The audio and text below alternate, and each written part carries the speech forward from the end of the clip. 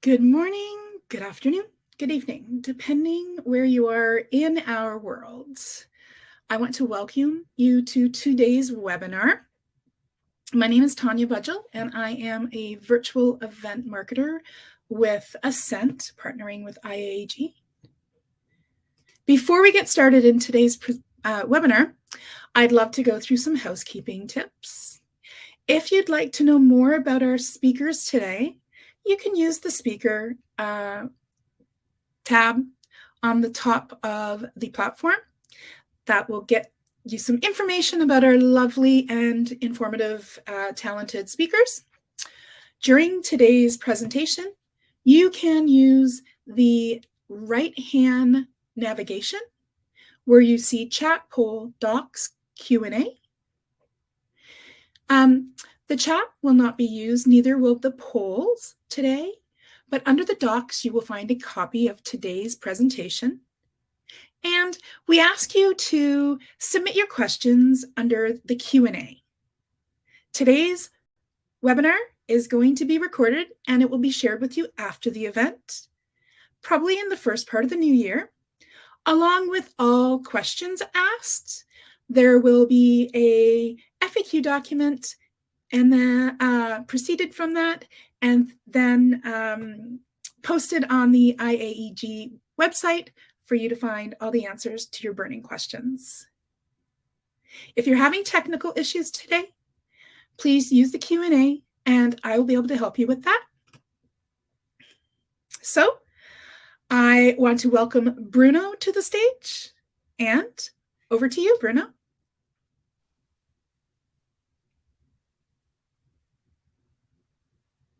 Thanks a lot, Tanya, and welcome everyone. Good morning, good afternoon. I am Bruno Darbou, Airbus Corporate Affairs. I'm the Vice President in charge of developing the aerospace ecosystem, the industrial aerospace ecosystem. Within IAEG, I lead the Working Group 3, so-called, which is the activity related to greenhouse gas emissions for our aerospace industry. In this webinar, we will be presenting to you how IAEG supports the companies in the aerospace industry supply chain in measuring and reporting their greenhouse gas emissions. This in order to fulfill their legal obligations on the matter and also to steer their journey towards a drastic reduction of their greenhouse gas emissions. So this is our purpose. We'll be back on that. But before going further, I want to introduce to you the speakers that will be addressing the topic with me today. So I want to introduce first Andrew Ratcliffe. He's from BAE Systems. He will be presenting to you the general stakes and challenges for our industry and also IAEG intent and proposition related to greenhouse gas emissions. I will hand over as well to Matt Payne from Rolls-Royce. He's the sponsor for this activity at the IAEG board. And today he will be focusing on the support that IAEG has put together related to Scope 3 purchased goods and services. And the next speaker will be Claire Baudelaire. She's from Airbus. And she will educate us on the guidance material that IAEG has put together for the aerospace companies to disclose their Scope 3 use of sold products, which is an essential category of greenhouse gas emissions for our sector, obviously. But before going further on the topic, I would like to first recall what is IAEG. So Tanya, next, please. So we are part of this non-profit organization, the IAEG, which is composed today of 46 member companies from the aerospace industry. You can see that we represent a big bulk of this industry worldwide. And why are we working together? we do have adopted an agenda towards 2025 based on 4 pillars. First one is to tackle climate change. Second is to champion chemical stewardship. Third one is to foster sustainability. And the fourth one is to engage supply chain. Today, we will be obviously talking about tackling climate change through greenhouse gas emissions reporting and reduction. But also we'll talk about engaging the supply chain, because this is a journey that we need to take together as an industry with the full supply chain companies. What we intend to provide is leading edge solutions across the value chain, and our aim is towards a responsible and sustainable aerospace industry. I recall that everything that IAEG is doing and producing is then adopted by companies on a voluntary basis. So there is no kind of mandatory standard that will be issued out of IAEG. It's a matter of each company deciding to adopt the methods and guidelines provided by IAEG for their own benefit. Next slide, please.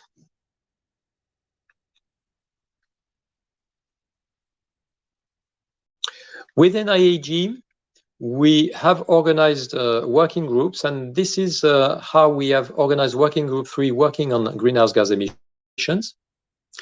You can see we have a special focus on 2 topics that we'll be addressing today, which are purchased goods and services and use of sold products.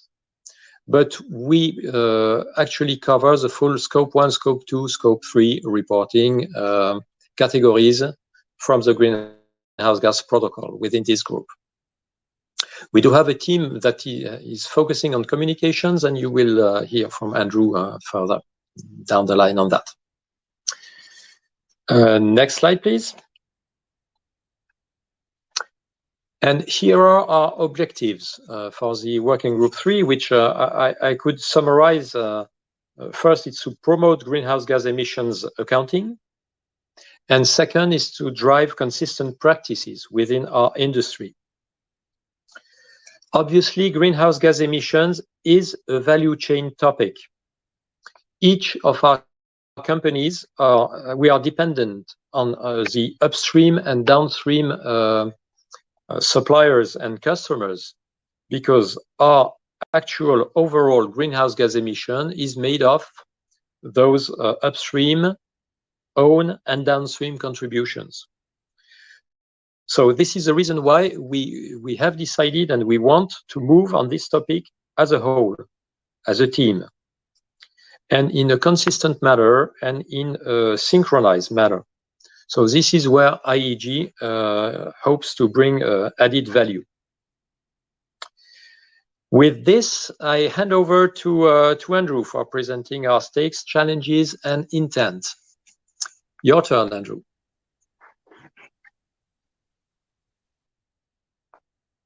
Hi, good morning, good afternoon, everyone. I'm just going to provide a little bit of an introduction to the topic today before we hand over to Matt and Claire for some more detail on the specific tools that IAEG produced. You want to the next slide for me, Tanya?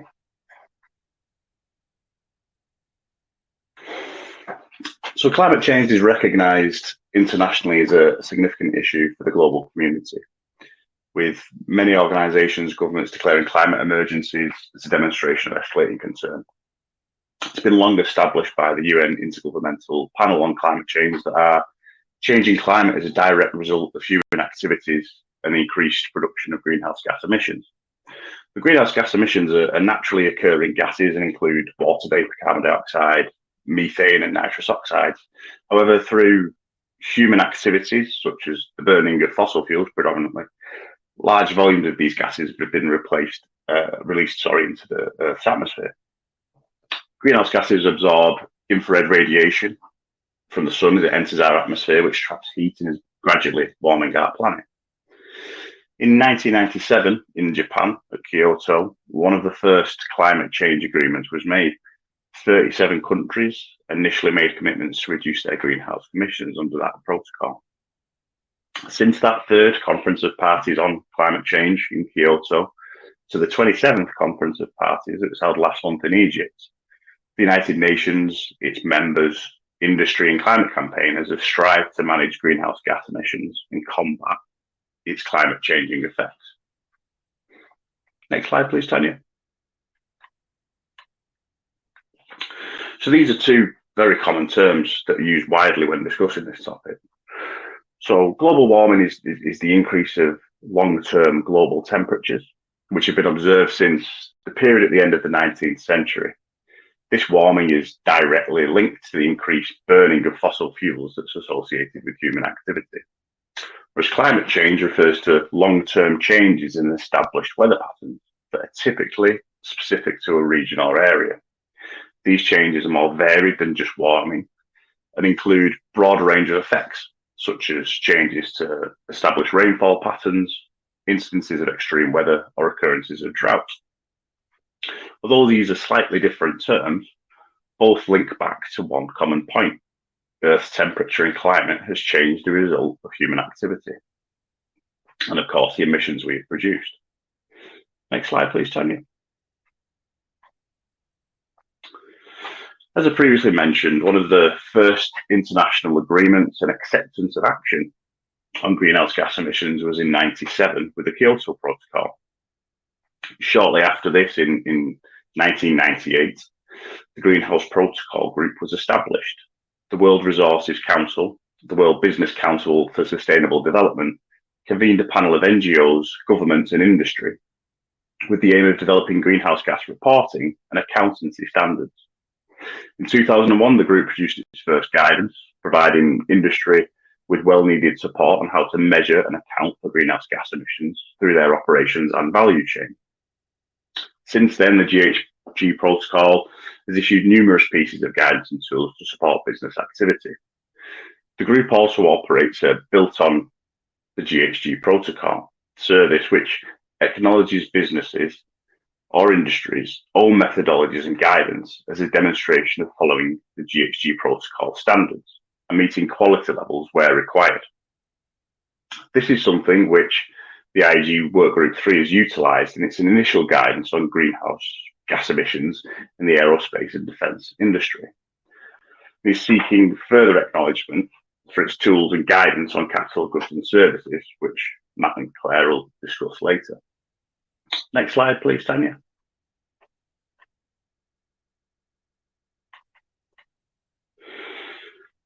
One of the key components of the GH protocol is mapping of emissions through an organisation's operations, value chain and life cycle of products. This is referred to as scopes 1, 2 and 3 emissions, and also takes into account the limits of control an organisation has over that emission point.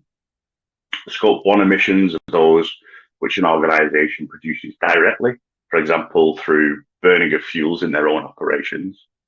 Scope 2 emissions are indirect emissions, which are produced through consumption of energy that they do not directly produce, such as purchased electricity from the grid. And the last category, Scope 3, are indirect emissions from up and down the business value stream. So could be emissions associated with purchased products and services from upstream of the organisation's operations, or downstream emissions from the use of the organisation's sold product. Next slide, please, Tanya. So across the 15 categories that make up Scope 3 emissions in the GHG protocol guidance, the IAEG Workgroup 3 has identified 8 categories, which we believe are material for the aerospace and defence industry. 8 categories are identified in areas which represent the most significant emissions and have been prioritised as action as such by the group. To date, the group has developed guidance and tools on 3 of these categories: purchased goods and services, capital goods, and the use of sold products. Matt and Claire will discuss these later on in the presentation. Next slide, please, Tanya. Before I hand over to Matt and Claire, I just want to touch on why the GHG protocol and the greenhouse gas management in general is of value to the aerospace and defence industry.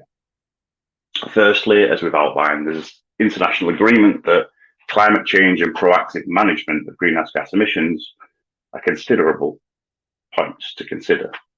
And that action on these is simply the right and responsible thing to do. In addition to that, proactive management of greenhouse gas emissions supports mitigating against some very specific business risks.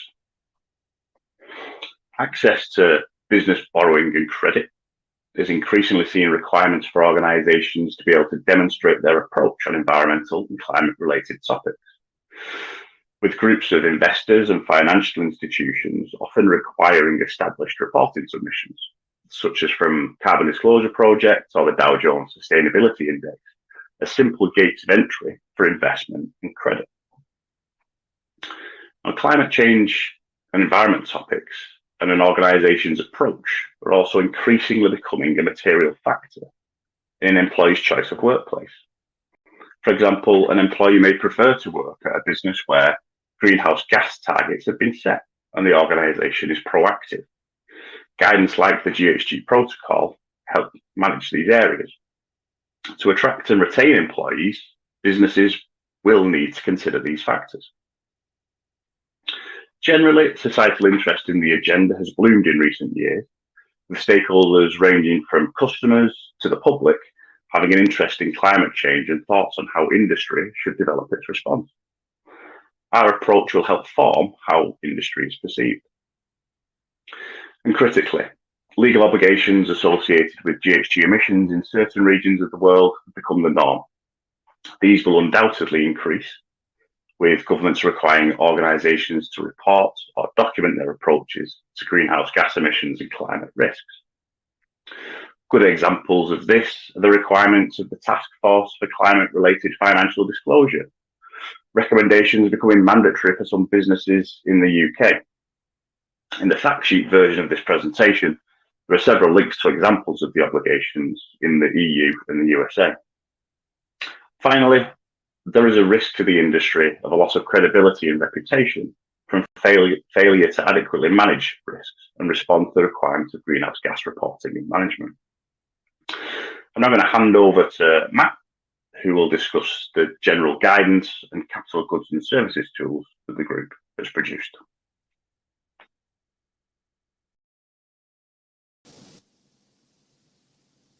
Thank you, Andrew, and good morning, good afternoon, everybody. So talking a little bit more in detail around the tools and resources that IAEG have produced. The first deliverable that IAEG produced was industry guidance around the voluntary reporting of greenhouse gas emissions, which is now in its third edition. This guidance builds on and has been accredited by the widely recognised greenhouse gas protocol that Andrew was talking about earlier, and it complements their reporting standards. The guidance that we've developed encompasses guidance on direct emissions or the Scope 1 emissions from reporting companies, and purchased energy or the Scope 2 emissions as well. And some of the indirect or Scope 3 emissions that Andrew alluded to earlier. It also covers guidance around setting of targets, of improvement targets, in particular some of the advantages and disadvantages around the different types of targets that you can choose, so that there is guidance provided on that within there as well. What we've not tried to do is to repeat or duplicate any of the existing guidance from the Greenhouse Gas Protocol, but rather to focus on aspects of greenhouse gas accounting and reporting where we found greater clarity is needed for the aerospace industry.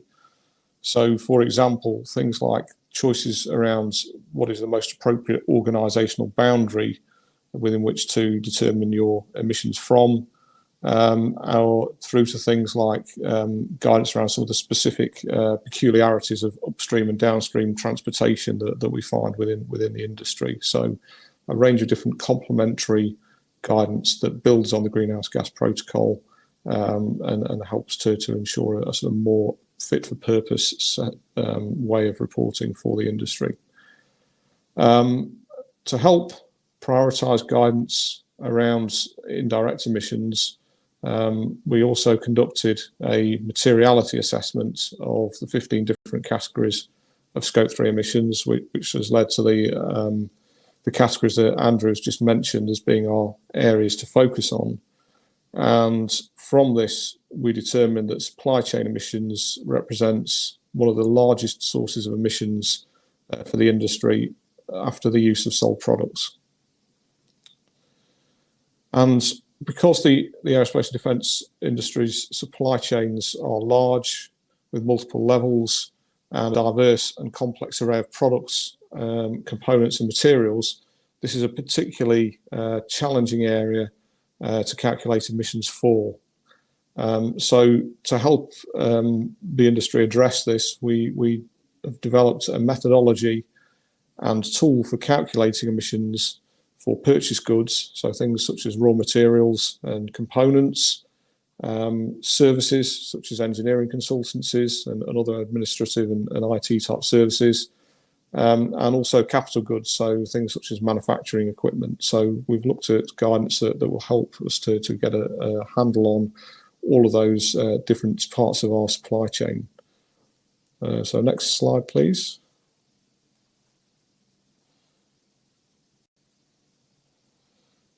Thank you. So the tool that we've developed is aimed at both beginners and more advanced users within the aerospace and defence supply chain.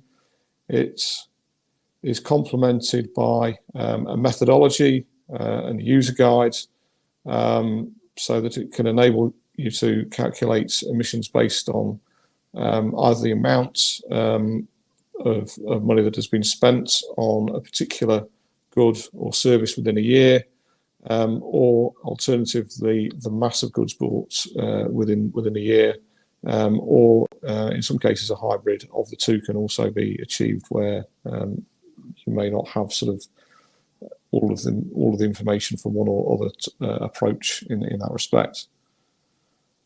Within the tool, there is a decision tree which is included to assist with deciding which route to follow, either spend-based or mass-based. And as I said, there is a user guide to help guide you through the use of the tool. And there is also a separate sort of presentation material available as well to support anyone who wishes to take up and use the tool for the first time.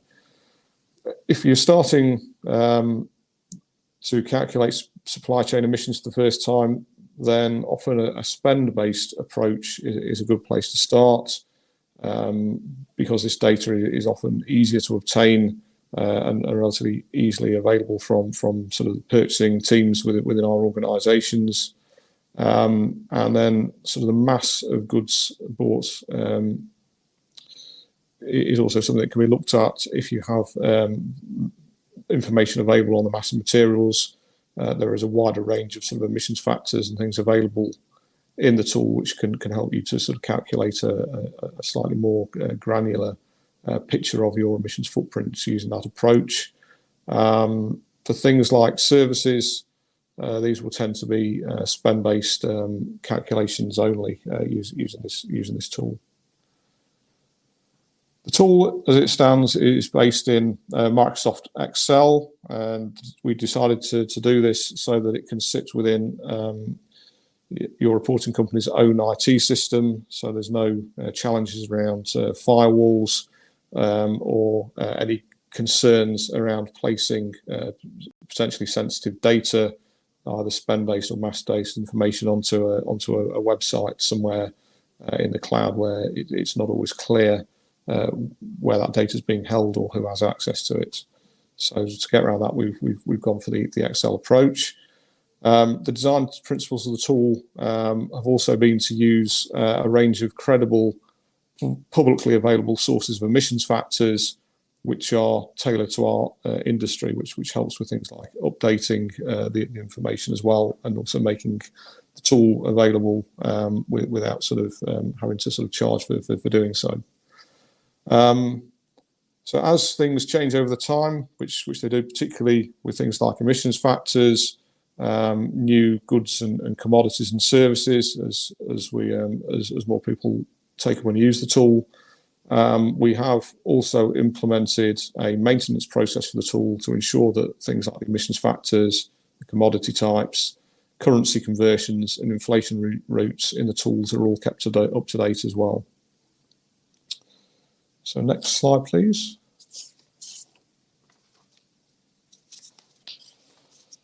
So inputting data into the tool is fairly straightforward.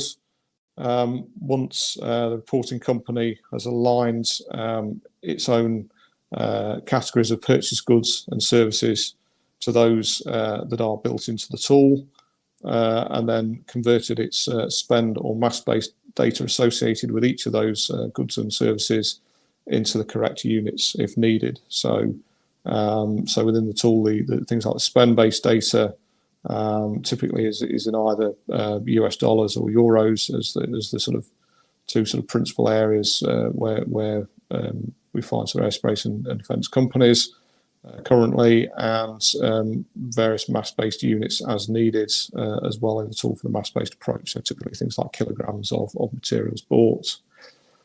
The tool outputs results in a visually engaging way, as you can see in the screenshot on the right-hand side of the screen there.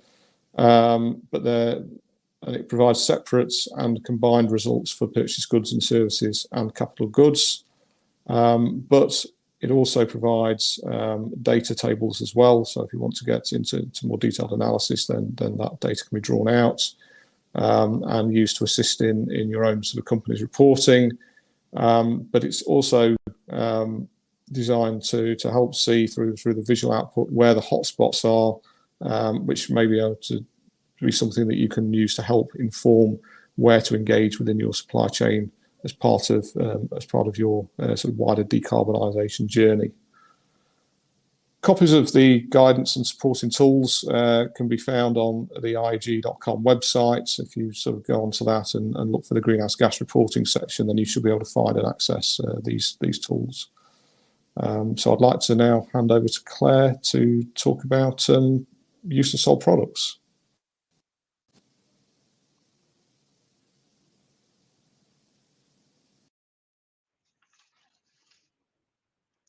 Thank you, Matt. Good morning, good afternoon, everybody. So now I would like to give you some insight of the recent developments made within IAEG concerning the Scope 3, Category 11, the so-called use of sold products. So basically, this category represents the projection of the future lifetime emissions from the use of goods and services that were sold by the reporting company in the year.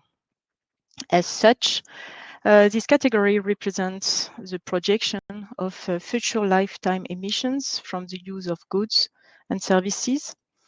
Sorry for that. As such, it's one of the most relevant categories for most aerospace companies, namely if the end product has a high utilization rate and a long lifetime. For this reason, IAEG has developed guidance aiming at complementing the greenhouse gas protocol and as well as the relevant sections of the ISO 14064-1 standard and the ISO Technical Report 14069 guidance in order to promote a consistent approach within the aerospace industry. Basically, the guidance covers two types of emissions, direct and indirect emissions. The direct emissions are associated with products that consume energy. It's typically the case for aircraft, engines, but also systems like environmental control system, for instance.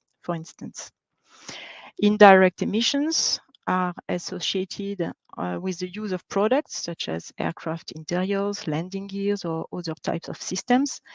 Those items don't consume energy as such, but their mass contributes to the overall fuel burn of the aircraft. So basically, the overall approach to compute the use of sold product emissions is illustrated on the flowchart on the right. First, the company needs to define its organizational boundaries. And then within the organizational boundaries, the company needs to calculate first the emissions of the end product. So in our case, for the aircraft. And the next step will consist in allocating the emissions to the relevant products, namely in the case of the sold intermediate products. And finally, the company will report the portion of the emissions relative to its organizational boundaries. In addition, in the case of products that have long lifetime, the Greenhouse Gas Protocol standard recommends to report as well emission intensity metric in order to help for the interpretation and to demonstrate also the product performance over time. Following that recommendation, the IAEG guidance provides the formula to calculate an intensity metric expressed in grams of CO2 equivalent per revenue passenger or ton kilometer. If you go next, please. So in a nutshell, this first issue of the IAEG guidance focuses on civil aviation applications, such as commercial aviation and business jets. It includes the formulae for the computation of total lifetime greenhouse gas emissions of the sold products, and as well as the intensity metric if relevant. Typically for business aircraft, this kind of intensity metric may not be relevant, and we haven't found a consensus on that because also they have very typical kind of applications and utilization. The guidance also details an allocation methodology to cope with sold intermediate products. We provide actually two methodologies, an hybrid one and one based on mass ratio. The guidance promotes internationally recognized emission factors, typically for fossil jet fuel and for aviation gasoline. We incorporate also the sustainable aviation fuel and alternative energies such as electricity, hydrogen, and ammonia, so that the company will have the opportunity to take these new fuels and energies into account for their reporting. Basically, we also provide some generic aircraft utilization data per aircraft category. Here we exclude business jets that have very specific utilization, but this kind of information might be helpful for companies that do not have access to this kind of data for their reporting. So at this stage, we also provide some practical examples to illustrate the application of the guidance. So typically for the different kind of applications, so typically for aircraft, engine, for components with direct energy use, and for also components without direct energy use. So here we provide the allocation examples and how to apply it for this kind of products. At this stage, we are launching a pilot phase in order to gather further feedback from your side, from all the aerospace companies interested to support us in this activity. The intent is to be able to have a public release of the guidance by end of April 2023.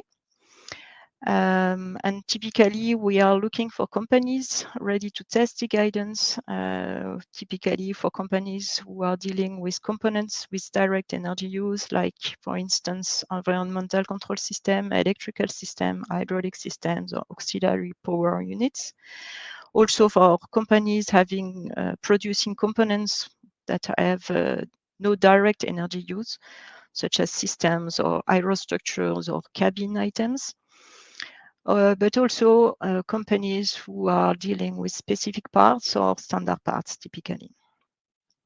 So basically our objective will be to have this public release by end of April 2023. So if you are interested in participating in this pilot phase, please contact me. I will put my email address in the chat, and we will be pleased, and we will be pleased to have you on board and to help us in gathering feedback so that we can adapt the guidance to be sure it can be easily utilized by every company within the aerospace industry. So hoping to get news from your side, I now hand over to Bruno, who will conclude this webinar.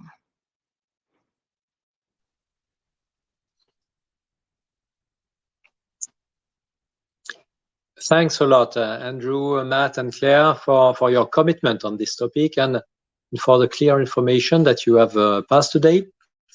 As we have seen, the aerospace industry, as the other industrial sectors, by the way, face a huge challenge, which is decarbonization. But we do have a collective way forward for the aerospace industry. Our sector has taken bold commitments at industry level and at intergovernmental level, for example, at the ICAO General Assembly in October, towards an air transport system getting to net zero carbon emissions in 2050.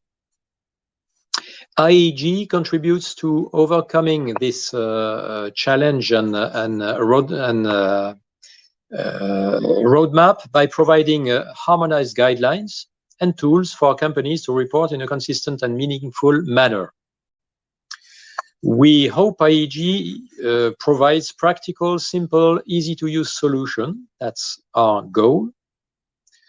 And also, we hope to be providing solutions that will be able for you, the companies in the aerospace industry, to report on your greenhouse gas emissions in a way that is easily understood and accepted by independent auditors and by the financial community also.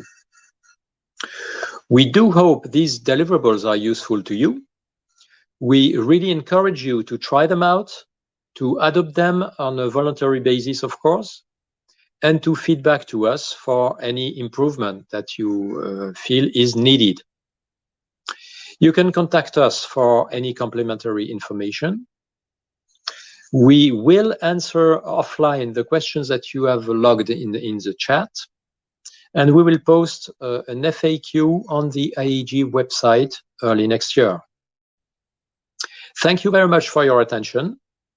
I wish you a very nice holiday season, and I hope to see you very soon afterwards. Thank you so much.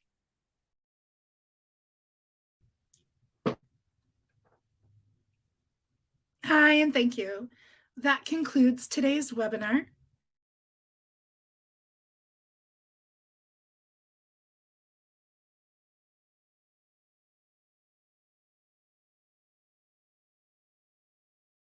You can find the email address in the public chat from Claire to reach out for more information, and the great team will be responding to your Q&As in 2023. Have a great day. Thanks again.